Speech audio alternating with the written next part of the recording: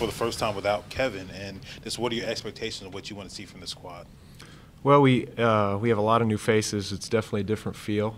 I think I'd answer honestly that I'm not sure exactly, what it's going to be like because there is so much change. I know that we're still a very talented team. I know that we got really good players. I think it's we have one of the best in the league with Russell, and who's becoming a big-time leader for us. But I think for us, it's going to be like it always has. It's going to be about coming in, doing the work each day, and then figuring out the best way for us to play and how we can win games and build towards the end of the season, try to be the best team we can be at the end of the season.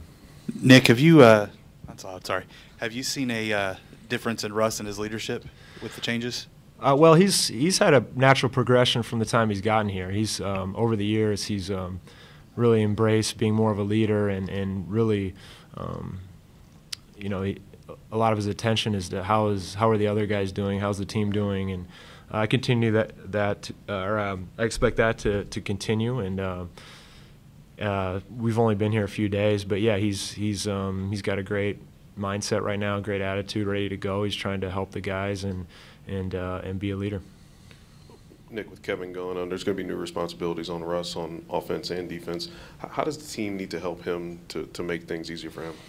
Well, I think we have to be able to play in a way that's not just relying on him to do everything and create every single shot, whether it's him taking the shot or him making the play for another guy. So I think it'll start with the pace we play at and trying to get easy shots, and then being able to flow right into offense and being really able to execute and create shots on the offensive end. And then on the defensive end, I think, losing Kevin, losing some scoring, we're going to have to be really solid there every night. Our level of play has to be solid. We have to be very consistent, where every night defensively we're making it hard on teams to score, and we're giving ourselves a chance to win games.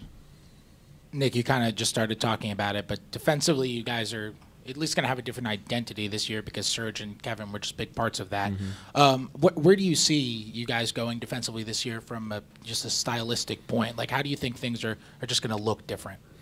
Well, we got different personnel for sure, but I think the main tenets of the defense stay the same. It's being able to guard the ball, being able to help, being able to guard pick and roll, guard post-ups, those type of things. And we have to get really good at those things and be really solid and have 5 guys on the court really aware and communicating and being where they're supposed to be.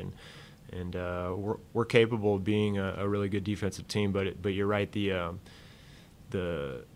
not having Serge, not having Kevin, it's going to be a lot different. So we have to be able to figure out a way to keep teams from getting good shots. Nick, I'm sorry. Last year I asked Steven about halfway through the season about his progression to becoming that defensive captain that Perk was when he was here. He said he wasn't there yet. Throughout the playoffs, through this offseason, what have you seen from Steven to make you think that he's on his way to being that defensive captain? Well, I think he's feeling more and more comfortable on the court and recognizes things on the court. I think that's a big part of it is for you to be able to be a really big-time communicator on the defensive end, you have to be really sure of what you're seeing and be able to get it out of your mouth to the other players. And a lot of times if you're unsure, it's hard to really communicate to the other guys. And I think with him, the more he plays, the more that he feels comfortable and being able to recognize things, he's communicating more and more. And I think, last year the playoffs were great for him. He got to play in a lot of situations and really is confident in what he's doing out there. He's not second-guessing himself. And he's still a really young guy and a relatively inexperienced guy. I mean, he's played a lot, but he's one of our most experienced guys, but he's only been in the league 3 years. I think this is his 4th year. So I just think he's going to get better and better as time goes on in that area. Last season of your contract, do you feel like this is your last season? I'm not sure. I think I've learned enough to know that you don't really know how you're going to feel in a year, and that's my mindset is really just I'm happy to be back. I'm happy to be with the guys. I'm going to try to stay healthy and stay ready to play. It's an unknown for me on what my role is going to be. That's kind of the way it goes. But I think I want to be ready and prove I can still play. And then when the season's over, I'll see how I feel and go from there. Nick, just personally, are you going to miss having Kevin around, you think? Yeah, I mean, Kevin was a teammate of mine for a long time, a friend, a guy I really enjoyed playing with. You know, like all my other teammates that have moved on, I'm always going to appreciate their time here. And kept playing with Kevin was great for all of us, and we had a lot of success. So I'm definitely going to miss having him around. And you know, obviously he chose to do something else. And you know, for us, it stays the same. The goal stays the same for us. We're going to try to put out a really good basketball team, get better every day, and go from there. Do you communicate with him? I haven't talked to him much. I talked to him throughout his decision-making process, and he sent a nice text the day that he decided to go to Golden State, and I haven't talked to him much since. Hey, Nick. What are your initial thoughts on Domantas Sabonis, and do you see any attributes in him that you're looking for to be kind of the mentor as the veteran player towards him? I've only been here a week, but he seems really eager to learn. I think he's got a really good mindset, especially for a young guy. He's got a good feel for how to play the game, especially for a young guy.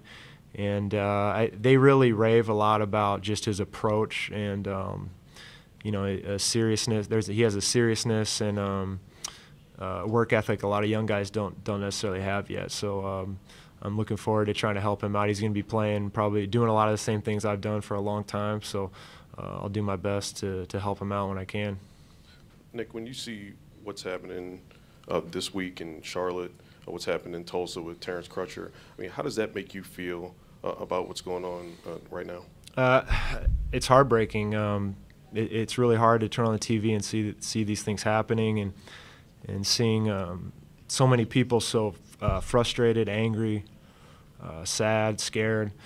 And you know, I think the big thing that I would like for everyone to do is to just listen to each other, listen to these people are experiencing something that maybe we don't all experience, but to listen to them and try to do our best to find solutions to make it better. And I think, you know, I support people who are protesting in their own way, and I support people who are trying to make things better. And I guess that's my take on it.